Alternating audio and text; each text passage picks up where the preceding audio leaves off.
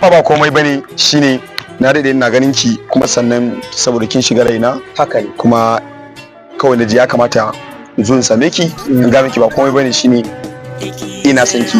Ki san duk duniya idan mutum ya ce yana son ka baka da kamar shi yasa na zo in ce ina son ki da fatan cewa insha Allah ban da matsala. haka ne To ba na son ka. Na? Billahi lazi wallahi sai kin so ni. Ba ke so? haba abokina haba abokina ba a so ya dole kai hakuri Wallahi ta so na riyan nan, wallahi ta so ni. Nace ba na son ka, ba na son ka, ba na ka sai mai aikin banza kawai. Ni za shi gani. Na ribo. Yawa na sau. Bari ni kiwa ka ba? Ni na kiwa ka? Me ka riba? Me ka riba? Wallahi daga yau za ki gani. In dai namiji da duniya ba ki ƙara wulakanta ba dai na dibe samun kafa ki ba wallahi za ki gani billahi azim za ki ga abin da zan miki. Dan Allah ka yi hakuri.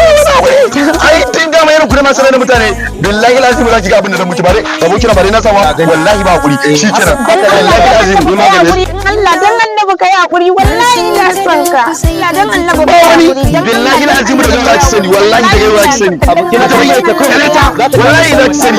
Zaki ji na samu za ki ga sako wallahi za ki ga sako. Allah ai je da dariya sai ma su